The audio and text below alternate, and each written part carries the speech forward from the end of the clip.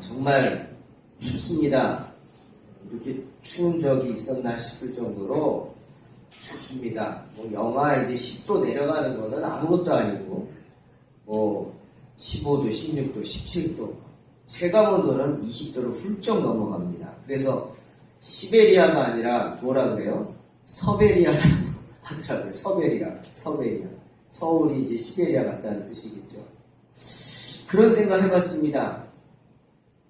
이스라엘 백성들은 따뜻한 데서 사는 사람들이에요. 옷도 많이 입지도 않고. 그런데 그 이스라엘 백성이 애굽에서 나와서 광야에서 40년을 살았어요. 근데 이 광야라는 데가 낮에는 막 4, 50도까지 올라가지만 밤에는 영하까지는 안 떨어져도 매우 춥습니다. 그러니 이스라엘 백성들이 느끼는 체감 온도는 엄청났을 거예요. 요즘 그냥 가만히 있어도 막 추워서 막 살이 애린다 그러나요? 막 살이 아프잖아요. 아마 이스라엘 백성들도 그랬을 거예요. 그런데 그런 추위에 옷도 제대로 없는데 어떻게 광야에서 40년을 살았어요? 하나님이 불기둥을 보내주셨어요. 성경에 보세요. 불기둥. 낮에는 구름기둥으로 햇볕을 가려주셨고 밤에는 불기둥을 보내주셔서 따뜻하게 해주셨어요. 한결같으신 하나님의 은혜로 이 추운 겨울 주님이 불기둥을 보내주셔서 따뜻하게 해주실 줄로 믿습니다. 그리고 또 분명한 건 신실하신 하나님께서 곧 뭘 보내주세요? 봄을 보내주세요. 이제 곧 봄이 올 줄로 믿습니다. 봄 소식을 알리는 하얀 목련, 그리고 요즘은 이 동탄에 많이 심어놨더라고요. 뭡니까? 개나리보다 먼저 피는 거, 산수유, 노란 거, 산수유가 많더라고요. 그리고 매화도 막 피겠죠. 그런데 우리가 그런 아름다운 봄꽃을 보기 위해서는 정말 정신을 바짝 차려야 합니다. 왜입니까? 동쪽에서 해 뜨는 거 보겠다고 새벽같이 가가지고 바닷가에 가서 보고 있잖아요. 그럼 진짜 정신 차리고 가야 돼요. 한눈 팔다가 언제 그냥 막 붉게 물든 해가 갑자기 떠오르죠. 저거 언제 뜨지 막 그냥 붉기만 하고 뜨진 않아. 언제 뜨지 하다가 한눈 팔다가는 벌써 해가 쑥 올라와. 정신 차리고 봐요. 저녁놀도 막 붉게 물들다가 아름답게 물들다가 저거 오래 있겠지 하는데 아니 어느 순간 그냥 쑥 떨어져. 정말 정신 차려서 쳐다보지 않으면 못 봐요. 마찬가지로 봄꽃들도 우리가 정말 정신 차리고 신경 써서 보지 않으면 금방 피었다가 금방 없어지더라고요. 봄은 유난히 짧잖아요. 특히 목련 보세요. 저는 목련 볼 때마다 신기하더라고요. 메마른 나무에서 그 탐스러운 하얀 목련 봉우리가 올라서 꽃이 피는 거. 너무너무 신기하지 않나요? 제가 신기하게 여기는 게 몇 가지가 있거든요. 그 중에 하나가 그 큰 비행기가 뜨는 거. 그 비행기가 어떻게 뜨는지 모르겠어요. 너무 신기하고 또 하나 이 목련이 피는 거. 정말 신기하더라고요. 그런데 그렇게 아름다운 탐스러운 목련이 확 피다가도요. 며칠 있다 보면은 막 잎이 늘어져서 금방 떨어져. 순식간이죠. 그래 우리가 바쁘다 그래가지고 할 일이 바쁘다고 막 한눈 팔다가는 봄꽃을 볼 수 없습니다. 언제 봄이 왔냐고 막 그런 분들이 있어요. 언제 봄이 오긴 왔죠. 내가 이제 관심 있게 못 본 거지. 이번 봄에는 여러분 활짝 핀 꽃 앞에 한 번쯤 잠시 머물러서 그 아름다움을 느낄 수 있기를 바랍니다. 봄꽃들 그렇게 세상 다 가진 것처럼 우쭐댑니다. 하지만 그것도 잠깐입니다. 그나마 이런 꽃들은 한 계절이라고 있으니까 나은데 그것도 아닌 들에서 피는 이름 모를 들꽃들 보세요. 이 들꽃들은 정말 하루살이처럼 쫙 폈다가 갑자기 없어져 버리죠. 오전 내내 막 피어 있는 것 같더니 오후가 되면은 해가 중천에 올라 뜨거우면 어떻게 됩니까? 이내 꽃들이 사라져 버립니다. 참 허무하게 져버리죠. 그게 들꽃입니다. 그런데 오늘 성경은 우리 인생이 그렇다고 말씀하시죠. 우리 인생이 그렇게 피었다가 이내 허무하게 져버리는 그런 들의 꽃과 같다. 그렇게 말씀하십니다.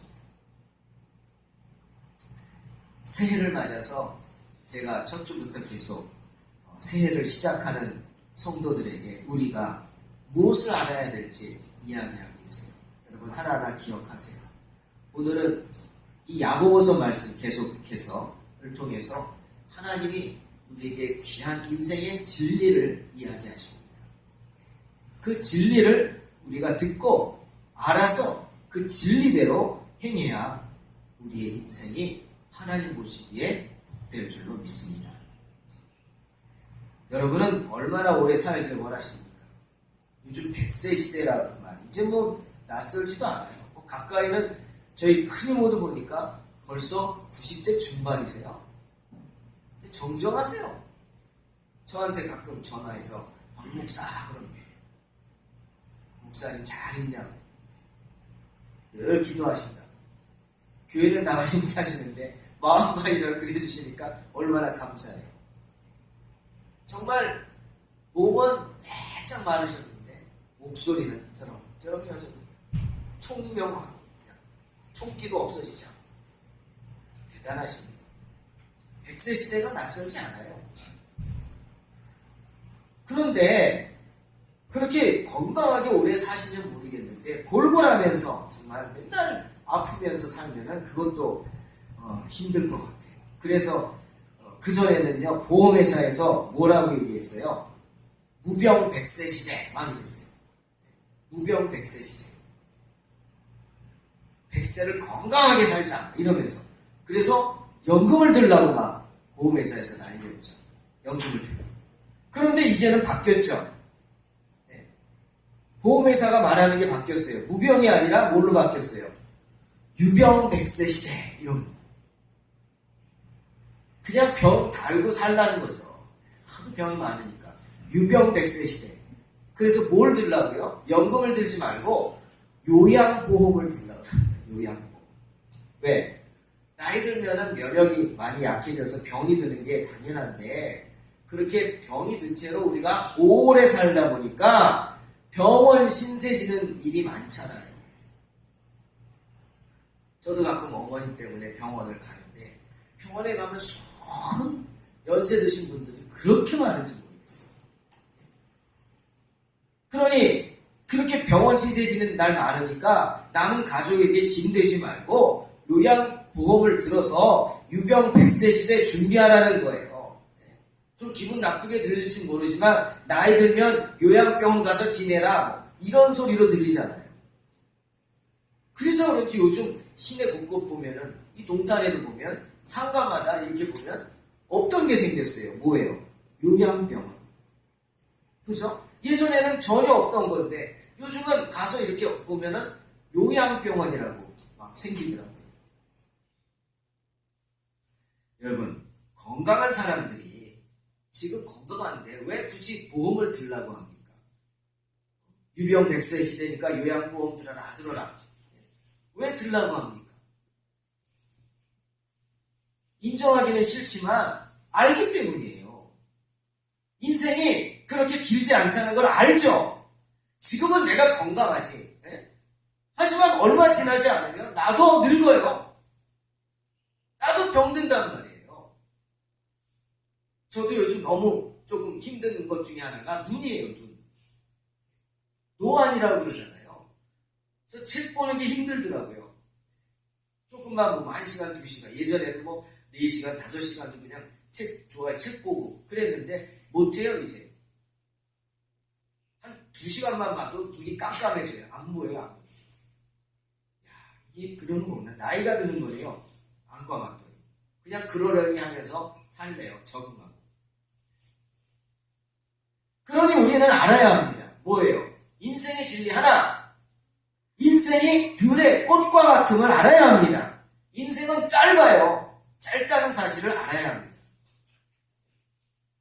지난 주일 아침에 여러분 아세요? 안개가 엄청 끼었죠. 그쪽에. 제가 집에서 넘어오면 동탄교라는 다리를 넘어오는데 내가 세상에서 태어나서 그런 안개를 처음 봤어요. 앞이 하나도 안 보여요. 바로 앞도 안 보여요. 무섭더라고요. 차를 몰고 오는데 그러니까 어떻게 해요? 10km, 20km도 안 되게 기어오는 거예요. 비상등. 심지어는 신호등도 잘 안 보여요.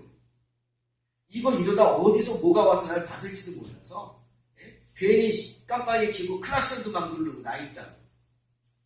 와, 무섭더라고요. 쩔쩔맸어요. 그런데 한 1시간쯤 있다가 다시 운행한다고 나가는데 해가 떴잖아요. 보니까 그 짙은 안개가 없어졌어요. 사라졌어요. 야, 참 안개가 무섭더라고요. 그런데 주님이 우리에게 야고보서 4장 1절, 4장 14절에 내일 일을 너희가 알지 못하는도다. 너희 생명이 무엇이뇨? 너희는 잠깐 보이다가 없어지는 안개니라 분명히 말씀하세요. 우리 인생은 그렇게 잠시 폈다가 지는 들꽃과 같음을 알아야 하고 또 우리 인생은 잠시 온 세상을 뒤덮어서 그저 세상이 다 내 것처럼 생각하는 하지만 해만 뜨면 사라지는 안개와 같음을 알라고 하는 겁니다. 그러니 어떻게 해요?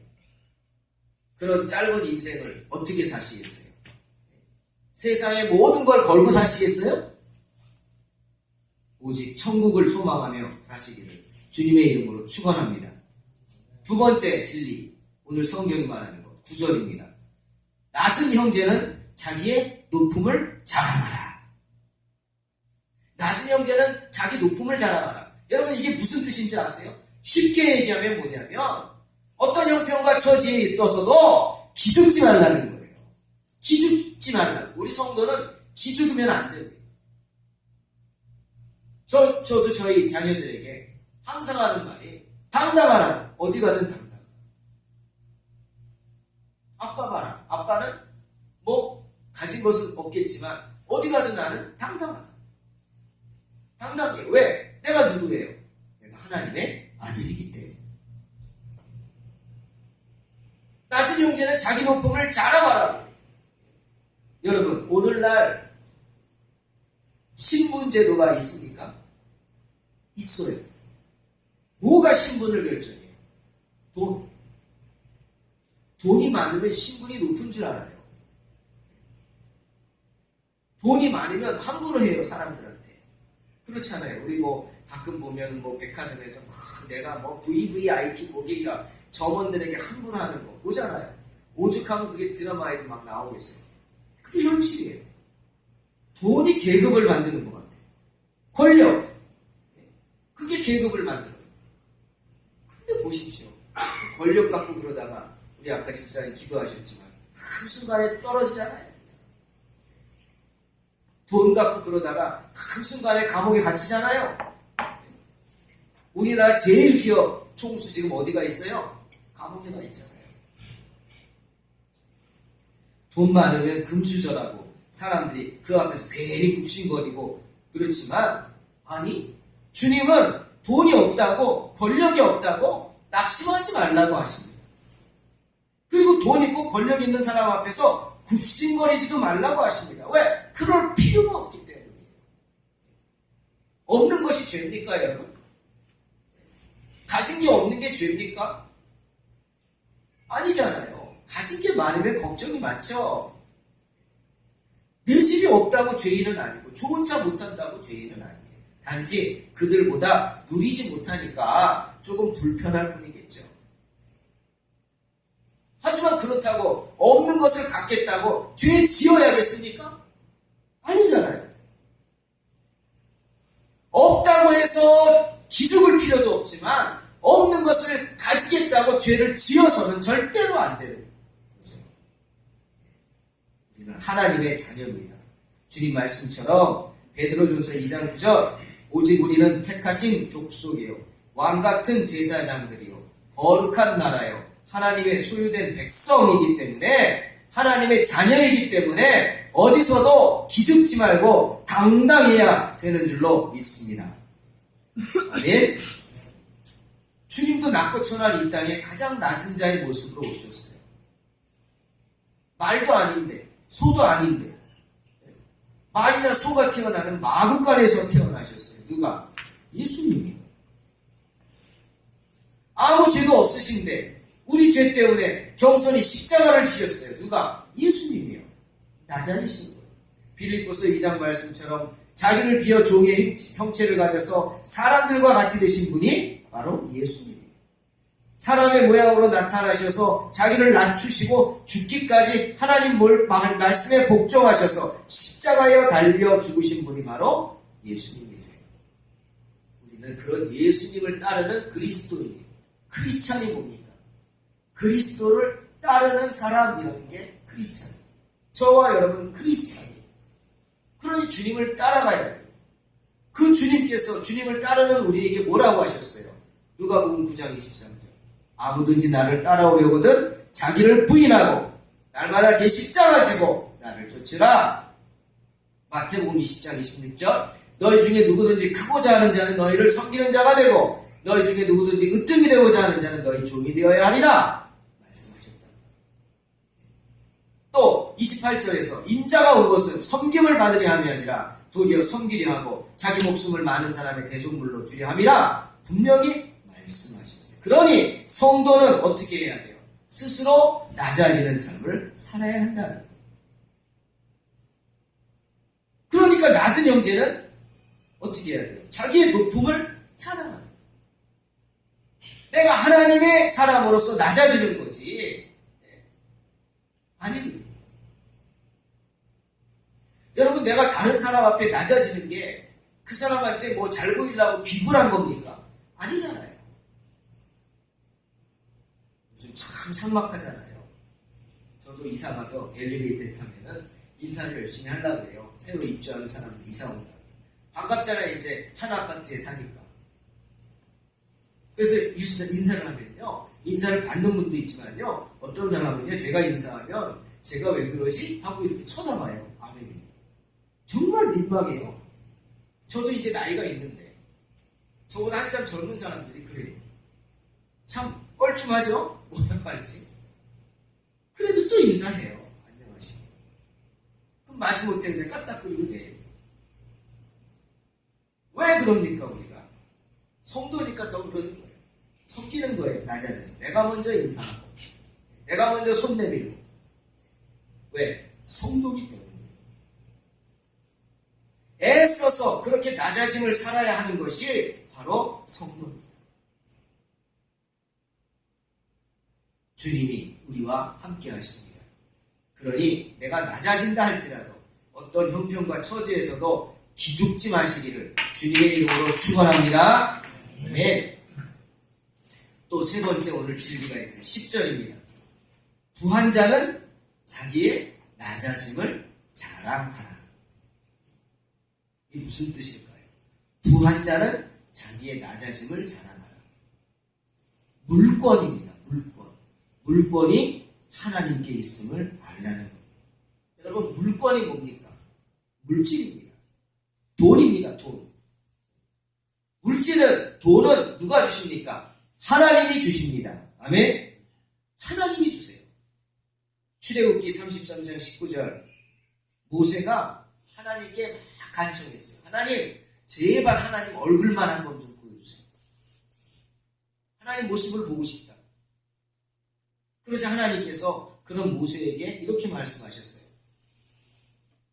참, 그 청을 들어주고 싶지만 들어줄 수가 없잖아요. 왜? 선하신 하나님을 보면 죄 많은 사람들이 다 죽잖아요.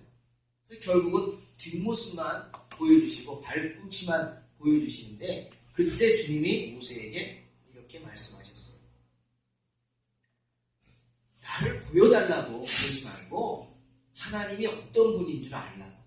나는 은혜 줄 자에게 은혜를 주고 긍휼히 여길 자에게 긍휼을 베푸는 사람이다. 그런 존재입니다. 정말 귀한 말씀입니다.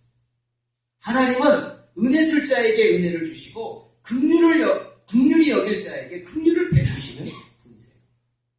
근데 로마서 9장 18절에서도 주님이 똑같이 똑같이 이렇게 말씀하셨어요. 그런즉 하나님께서는 뭐라고요? 하고자 하시는 자를 긍휼히 여기시고 하고자 하시는 자를 강팍해 하신다. 중요한 말입니다. 하나님께서는요, 하시고자 하는 자를, 하고자 하시는 자를, 내가 불쌍히 여기고 싶은 분을 불쌍히 여기고, 내가 아주 그냥 강팍히 여기는, 그러니까 아유 쟤는 안 돼! 라고 하는 사람은 안 되게 하신단 말이에요. 우리 하나님 그런 분이에요. 그런데 이 문구를 보면은요, 긍휼히 여길 자에게 긍휼을 베푼다. 이 긍휼히 여긴다는 말은 헬라어 언어로 엘레오라는 단어를 씁니다. 근데 이 언어를 좀 이렇게 보면요, 얻다라는 뜻이 있어요. 얻다. 얻는 거예요. 물질을 얻는 거죠. 그러니까 이 말은 뭡니까? 하나님이 긍휼히 여길 자를 긍휼히 여기신다는 말은 하나님께서 물질의 복을 주고자 하는 자에게는 뭘 주세요? 물질의 복을 주신다는 거예요. 누가? 하나님께서. 또 여기서 강팍해야 된다는 말은 헬라어 원어로 스클레리노라는 단어를 써요. 스클레리노. 그런 단어를 쓰는데 이 뜻은요, 모질게 굴다는 뜻이에요. 모질게 굴다. 그러니까 하나님께서 하시고자 하는 자를 모질게 하셔서 그냥 물질 때문에 쩔쩔매도록 이렇게 모질게 하신다는 그런 뜻이 아니겠어요? 물건은 누구에게 있어요? 하나님께 있는 거예요. 그러니까 부한 자는 내가 부자라고 자랑해서는 안 됩니다. 어떤 이유에서인지 모르죠. 왜 하나님이 그 사람에게 물질의 축복을 주셨는지 모릅니다. 하지만 그 물질의 축복을 받음을 먼저 어떻게 해야 돼요? 감사해야 돼요. 하나님이 나에게 주신 그 물질의 축복 감사해야 돼요. 그리고 그 돈을 잘 써야겠죠. 여러분 어떻게 해야 잘 쓰는 겁니까? 그냥 나를 위해서 펑펑 쓰면 됩니까? 어리석은 부자처럼? 아이고 이제 나 돈 많으니까 일 안 해. 그냥 창고에 쌓아두고 평생 먹고 살고 살 거야. 그 어리석은 부자죠. 그러라고 하나님이 풍성하게 채워주셨나요? 아니란 말이죠. 자신을 위해 하는 게 아니라 디모데후서 2장 15절처럼 내가 진리의 말씀을 옳게 분별하며 부끄러울 것이 없는 일꾼으로 인정된 자로 자신을 어떻게? 하나님 앞에 드리기를 힘쓰라고 하셨어요. 우리는 어떻게 살아야 돼요? 우리 자신을 하나님 앞에 드리기를 힘쓰면서 살아야 돼요. 하나님이 주신 부 감사해야죠. 왜 많은 사람 가운데 하나님이 나에게 부를 주셨는지. 참 어떤 분이 하는 말 들으면요, 기가 막혀요. 우리도 사람이잖아요. 어떤 때는요, 그 말 들으면 화가 날 때도 있잖아요. 그러면 안 되는데. 어떤 분 그래요. 아우 나는 돈복을 털어놨어. 그냥 여기 가도 돈이고 저기 가도 돈이고 돈이 나한테 와서 달라붙어. 뭐 그렇게 표현하는 분이 있어요. 그러면 누가 그렇게 하신 거예요? 하나님이 하신 거죠. 하나님께 감사해야죠. 근데 그렇지 않고 자기를 위해서 그냥 돈을 물쓰듯이 막 낭비하고 그러면 정말 그건 하나님 기뻐하지 않습니다. 기뻐하지 않을 뿐 아니라 어떻게 해요?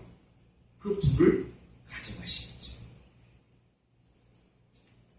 하나님이 주신 부를 누리면서 교만하지 않고 악하게 행하지 않고 주님의 일에 더욱 힘쓰며 선한 일에 더욱 힘쓸 때 하나님은 그 사람에게 더욱 큰 축복을 주시는 줄로 믿습니다. 그러니 부한 자는 어떻게? 자기의 낮아짐을 자랑하는 그 부를 하나님이 주심으로 알고 감사하면서 낮아져서 스스로가 낮아져서 베풀 수 있는 사람이 돼야 된다는 겁니다. 연초니까 제가 이 말씀을 드립니다. 여러분 어떤 사람에게 하나님이 물건을 주실까요? 여러분 다 아는 이야기입니다. 아마 목사님들이 수도 없이 얘기했을 거예요. 어떤 사람에게 하나님이 물건을 주십니까? 과연 어떤 사람이 물질의 축복을 받을 수 있을까요? 뭐 성경에 많이 나오지만 저는 크게 세 가지 말씀을 생각해 봤습니다. 첫째는요, 하나님은 이런 사람에게 물질의 축복을 주십니다. 하나님의 것을 하나님의 것으로 구별할 줄 아는 사람. 하나님의 것을 하나님의 것으로 구별하여 하나님께 드릴 수 있는 사람. 말라기 3장 10절 우리 잘 알죠. 만군의 여호와가 이르노라. 너희의 온전한 11조를 창고에 들여 나의 집에 양식이 있게 하고 그곳으로 나를 시험하여 내가 하늘문을 열고 너희에게 복을 쌓을 곳이 없도록 붙지 아니하나 보라. 그 말씀입니다. 잘 아는 말씀이죠. 야곱이 아비를 속이고 쫓겨났죠. 긴 털털이로 지팡이 하나 짚고 나갔어요. 그 베델이라는 곳에 가서 돌을 베개하고 잤어요. 그 귀한 아들이, 그 부잣집 아들이.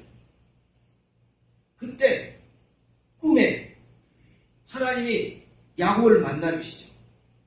그러니까 야곱이 그 꿈을 보고 사닥다리 환상을 보고 놀래가지고 깨서는 그 자리에서 하나님께 무릎 꿇고 이렇게 기도합니다. 하나님께서 나로 평안하게 아비 집으로 다시 돌아오게 하시면 여호와께서 나의 하나님이 되실 것입니다. 그리고 돌 하나 갖다 이렇게 세워놓고는 내가 기둥으로 세운 이 돌이 하나님의 전이 될 것입니다. 또 하나님께서 내게 주신 모든 것에서 10분의 1을 내가 반드시 하나님께 드리겠습니다. 이렇게 소원합니다. 뭡니까? 내가 하나님의 교회를 세우는 사람이 되겠다. 정말 내가 하나님의 교회를 세운다는 건 그건 자녀 손손이 누릴 수 있는 축복이죠. 정말 축복입니다. 저는 지금 축복의 길로 가고 있는 거예요. 저희 자녀들이 아빠로 인해서 정말 축복을 받은 줄로 믿기를 원합니다. 교회를 세운다는 것, 이거 얼마나 축복입니까? 자녀 손손이 받는 복입니다. 여러분도 마찬가지예요. 개척교회를 섬긴다는 것, 이거는 자녀 손손이 받는 축복입니다. 하나님이 기억하세요. 할렐루야. 축복이죠. 그리고 또 물질을 하나님 것을 하나님께 드리겠다고 기도합니다. 이게 창세기 35장 7절에 나오는 엘베델의 사건입니다. 나중에 야곱이 라반의 집에서 있다가 부인을 4명 거느리고 자녀를 많이 낳고 노비들 가축들 거느리고 다시 집으로 돌아오잖아요. 그래서 제일 먼저 한 게 베델로 가는 거예요. 베델. 엘베델. 베델의 엘, 하나님이라는 뜻이에요. 거기 가서 야곱이 자기가 약속한 것을 그대로 지킵니다. 거기다 제단을 쌓고 거기서 하나님께 예배드리면서 자기의 소원을 지키는 것을 보게 됩니다. 그러니 하나님이 그런 야곱을 축복하지 않으시겠습니까? 그 후손을 축복하지 않으시겠어요? 그 아들 요셉이 애굽이란 대국의 총리가 되잖아요. 그뿐입니까? 그 야곱의 후손들이 엄청나게 늘어나잖아요. 몇백만으로 늘어나서 약속의 땅으로 돌아오지 않습니까? 하나님께서는 하나님의 것을 하나님의 것으로 구별할 줄 아는 사람에게 이런 놀라운 물질의 축복뿐 아니라 가정의 축복, 자녀의 축복을 주시는 줄로 믿으시기를 주님의 이름으로 축원합니다. 그리고 또 하나, 어떤 자에게 물질의 축복을 허락하시냐? 바로 즐거운 마음으로 하나님께 드리는 사람입니다. 고린도후서 9장 7절, 각각 그 마음에 정한 대로 할 것이요 인색함으로나 억지로 하지 말지니 하나님은 즐겨내는 자를 사랑하시느니라. 분명히 말씀하세요. 즐겨내는 자. 여러분, 초대교회는요 많이 힘들었어요. 참 힘든 분들이 예수님을 잘 믿죠. 어려우니까 더 하나님을 의지해서 그런지 모르겠어요. 정말 힘든 분들이 예수님을 더 잘 믿고 의지하는데 초대교회가 그랬어요. 너무 어려워서 오죽하면 저 이방의 안디옥이라는 데서, 안디옥 교회에서 우리 모교회죠. 초대교회, 이스라엘 교회, 예루살렘 교회가 모교회잖아요. 거기서 사람들 파송해서 전도 보냈으니까 모교회가 어렵다고 헌금을 모읍니다. 가뭄이 심해가지고 어렵다. 큰 헌금을 모아가지고 바울 편에 그것을 보내잖아요. 그렇게 초대교회, 예루살렘 교회는 어려웠어요. 어려운 분들이 많았어요. 그때 레위 사람으로 요셉이라는 사람이 있었어요. 요셉. 이분이 교회가 어려우니까 자기가 가지고 있는 밭을 팔았어요. 팔아가지고 그 교회에다가 헌물을 합니다. 누가 시킨 거 아니에요. 자기가 한 거예요. 즐거운 마음으로 하나님께 드렸어요. 그 요셉으로 인해서 초대교회가 고비를 넘깁니다. 어려움을 이기고, 그뿐 아닙니다. 어려움을 이길 뿐 아니라 하나님이 그런 예루살렘 교회를 축복하셨어요. 그렇게 헌신된 사람이 있는 교회를 축복하셔서 사도들에게 엄청난 능력을 허락하십니다. 베드로 같은 경우는 사람의 영혼을 꿰뚫어 보잖아요. 아나니아와 삽비라가 하나님 앞에 범죄한 걸 딱 보고는 짚어내잖아요. 그렇게 성령이 충만한 교회가 될 수 있었던 것은 요셉의 헌신 때문이었어요. 그래서 사람들은 요셉을 뭐라고 불렀어요? 바나바라고 불렀어요. 권위자라는 뜻이죠. 하나님의 권위가 함께하는 사람. 왜? 바나바가 하는 일마다 하나님이 잘되게 하시니까. 하나님의 능력이 함께하는 사람이다. 그렇게 별명을 붙여줬어요. 이 바나바가 누구예요? 바로 처음에 바울이 개척을 하면서 돌아다닐 때 바울의 선교를 도와줬던 우리가 알고 있는 그 바나바입니다. 정말 축복이죠. 하나님은 즐겨내는 자를 사랑하십니다. 즐거운 마음으로 드림에 힘쓰시기를 주님의 이름으로 축원합니다. 그리고 한 가지 더, 하나님이 어떤 사람에게 물질의 축복을 주시느냐? 바로 물질을 다스릴 줄 아는 사람입니다. 제가 항상 헌금 기도할 때 하는 기도 기억나시죠? 하나님, 우리가 물질에 지배당하지 않고 물질을 다스릴 수 있는 자가 되게 해주세요. 그렇게 늘 저는 기도합니다. 하나님은 물질을 다스릴 줄 아는 사람에게 물질을 축복을 허락하십니다. 돈은요, 물과 같습니다. 저는 그렇게 생각해요. 돈은 물과 같아요. 돈은 흘러가야 돼요.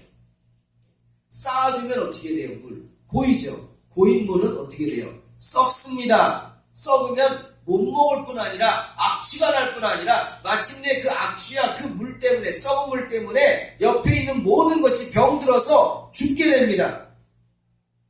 우리는 쌓아둔 돈 때문에 가정이 파괴되는 이야기를 뉴스를 통해 많이 보고 있어요. 돈 때문에 아들과 형제가 싸우고 부모와 자녀가 원수가 되고, 그렇게 싸우는 일들을 뉴스에서 많이 보게 됩니다.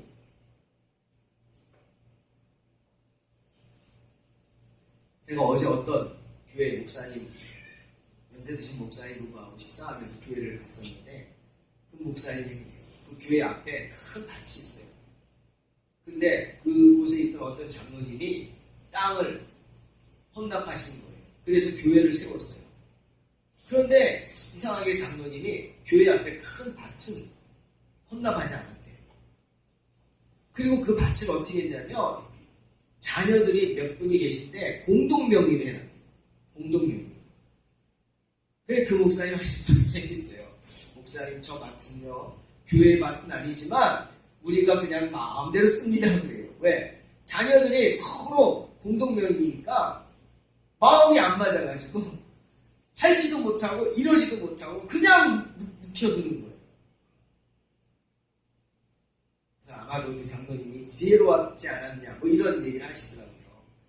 막 그러면 또 자녀들이 들고 일어날까 봐 그러지는 못하고, 그러니까 같은 명, 공동명을 해가지고 서로 어쩌지도 못하게 해서, 또 다들 멀리 사시니까, 그래서 그냥 그 큰 몇백 평 되는 밭을 교회에서 그냥 텃밭처럼 막 쓰고 있다는 거예요. 여러분, 돈은요 흘러야 합니다. 그렇지 않으면 서로 어려움을 겪는 거예요. 우리가 가지고 있는 물질 마찬가지입니다. 쌓아두면 썩습니다. 물이 썩듯이. 하지만 샘물은요 어떻게 해요? 퍼주면 퍼줄수록 더 깨끗한 물이 샘솟지 않습니까? 우리가 나누고 베풀고 베풀 때 하나님은 그렇게 나누는 자에게, 베푸는 자에게 복을 주셔서 더욱 큰 일을 행하도록 채워주실 줄로 믿습니다. 잠언 11장 24절, 흩어 구제하여도 더욱 부하게 되는 일이 있나니 과도히 아껴도 가난하게 될 뿐이니라. 그래서 그런 말씀하십니다.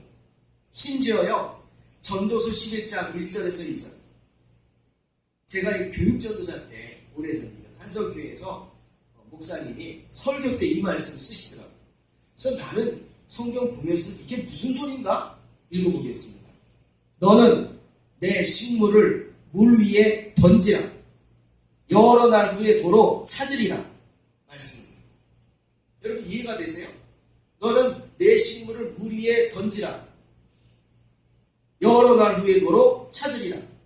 7에게나 8에게 나눠주라. 무슨 재앙이 내게 임하는지 알지 못하기 때문입니다. 이 말씀으로 설교하시는데 정말 은혜를 받았어요. 그때 아마 제 목회 철학 중에 하나가 됐던 것 같아요. 식물을 물 위에 던지래요. 그냥 뭐 버리라는 거야? 그런 뜻이죠. 근데 그런 게 아니고 여유가 있을 때 그것을 가지고 7에나 8에게 나눠주라는 거예요. 베풀라는 거예요. 주변에. 베풀라는 거예요. 어떤 목적을 가지고 내가 이거 빌려줄게. 이자 갚아가 아니에요. 아무 목적 없이 그냥 주는 거예요. 주는 거예요. 나눠주는 거예요. 나랑 상관이 없는 사람도 어려운 사람이 있으면 그냥 나눠주는 거예요. 선물이죠. 목적이 있으면 뇌물이잖아요. 선물이에요. 선물. 심지어 강가에다가 곡식을 띄워가지고 그냥 흘러보내라는 거예요. 버리는 게 아니에요. 그럼 그게 흘러가다가 어디 귀퉁이에 떨어질 거 아니에요. 그러면 거기서 보고 가난한 사람들이 그것을 보고 얼마나 감사하겠어요. 누군지 모르지만 그거 받아먹고 살 수 있는 거고, 또 그것이 흘러가다가 어디 딱 떨어지면 내가 어떤 일을 당할지 모르는데 재앙이 내게 와서 도망을 가게 됐다. 강으로 도망을 갔을 때 정말 굶주려 죽게 됐는데 저기 보니까 저기서 막 곡식이 자라고 있는 거예요. 그걸 받아먹는 거죠. 내가 재앙을 당했을 때. 근데 그 곡식을 누가 거기다 갖다 놓은 거예요? 오래전에 자기가 던진 거예요. 미래는 알지 못하지만 만약을 몰라서 자기가 던져놓은 거예요. 그게 강가에 어디 가서 항구통에서 자라서 곡식이 되고 있어요. 이것이 전도서의 말씀입니다.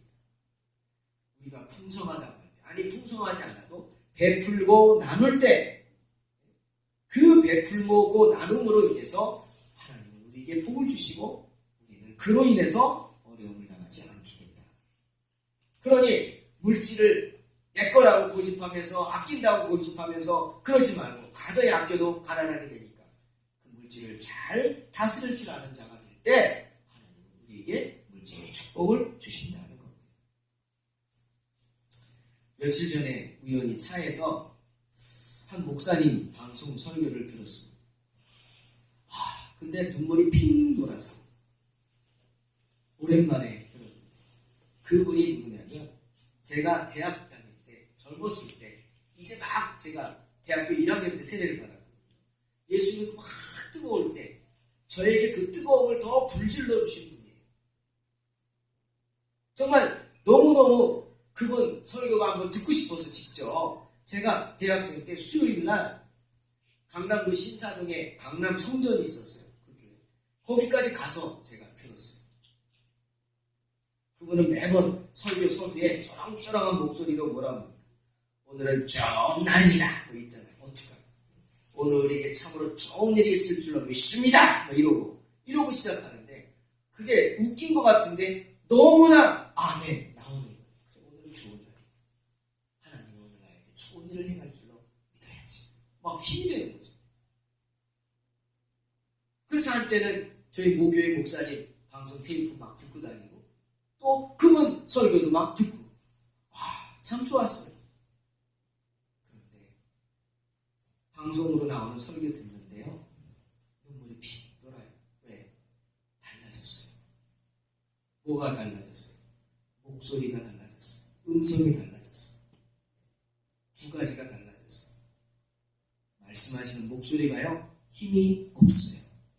힘이 없어요. 속도가요. 한 4배로 줄었어요. 내가 상상하던 그 목사님의 톤이 아니고 속도가 아니고, 그리고 또 하나는요. 군데군데 말씀하시는데 발음을 알아들을 수가 없어요. 말이 어눌해져서 80이 되셨어요. 마음이 아프더라고요. 그 설교를 들으면서 세월은 막을 수 없구나. 목사님도 늙으시는구나. 기도가 나왔어요. 하나님, 우리 목사님 마지막 정말 아름답게 해주세요. 기도가 절로 나왔어요. 하지만 그 메시지는 여전히 힘이 있었어요. 꿈을 꾸라고 하셨어요. 저거. 그 말씀 통해서. 꿈을 꾸라고. 꿈은 때문에 누구나 꿀 수 있다고. 그러니 꿈꾸는 자에게 미쳤다고 하지 말라. 왜? 꿈이니까. 그리고 분명한 것은 홍해바다가 갈라지고 요단강이 갈라진 것처럼 주님이 원하시면 그 꿈이 반드시 이루어지니까 기도하기를 쉬지 말라. 느릿느릿 전하시지만 그 메시지가 정말 지금 바로 지금 교회를 위하여 기도하는 저에게 여전히 큰 힘이 되고 큰 은혜가 되었어요. 사랑하는 성도 여러분, 해가 돋고 뜨거운 바람이 불어 풀을 말리면 꽃이 떨어져 그 모양의 아름다움이 없어지나니 부한 자도 그 행하는 일에 이와 같이 쇠잔하리라 말씀하셨어요. 인생은 짧습니다. 그러니 인생의 진리를 모른 채 그저 맡겨진 인생을 내 멋대로 살다가는 언제 어디서 어떤 일을 당할지 모르는 거예요. 그래서 가지고 있는 건 모두 잃고 빼앗길지 모르는 겁니다.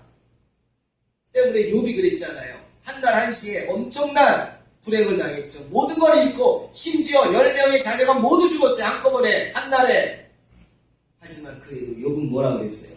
주신 자도 여호와시오, 취하신 자도 여호와시오니 여호와의 이름이 찬송을 받으실지니이다 하고 입술로 범죄치 않고 하나님의 주권을 인정하며 찬양했다고 성경은 분명히 말씀했어요. 욥은 알았기 때문에 그것이 인생인 거죠. 그런 욥을 하나님이 그냥 놔두시겠습니까? 후에 갑절로 축복하시는 것을 보게 됩니다. 나는 늙지 않을 것 같지만 늙습니다. 나는 맨날 건강하고 정정할 것 같지만 아니, 나도 곧 병원 신세를 질 수 있습니다. 그게 인생입니다. 그냥 육체는 풀 같고 모든 영광이 풀의 꽃 같고 풀은 마르듯이 꽃은 떨어지듯이 그렇게 아쉽지만 그것이 바로 우리 인생입니다. 하지만 주의 말씀은 세세토록 있다고 하셨어요. 그렇게 연약한 인생을 우리가 주님 말씀을 의지하면서 살아갈 때 하나님이 저와 여러분을 축복하실 줄로 믿습니다. 낮은 형제는 자기 높음을 자랑하십시오. 언제 어디서든 기죽지 마시기를 주님의 이름으로 축원합니다. 부한 자는 자기 낮아짐을 자랑하십시오. 하나님이 물건을 주시는 겁니다. 하나님이 그것을 구별할 수 있는 믿음을 가지고 육신의 정욕 쫓지 말고 하나님이 기뻐하시는 그런 하나님의 복된 성도가 되시기를 주님의 이름으로 축원합니다. 언제 어디서나 베풀고 나눠주는 일에 힘쓸 때 우리 가정 가운데 믿음이 샘솟고 우리 가정에 은혜가 샘솟고 자녀들에게 축복이 샘솟고 물질의 복이 샘솟는 복된 성도가 될 줄로 믿습니다. 이런 믿음으로 승리하시기를 주님의 이름으로 축원합니다. 기도하겠습니다. 하나님 감사합니다. 언제 어떤 경우에도 낙심치 않고 주님을 의지함으로 주님의 주권을 인정하고 하나님께 충성을 다하는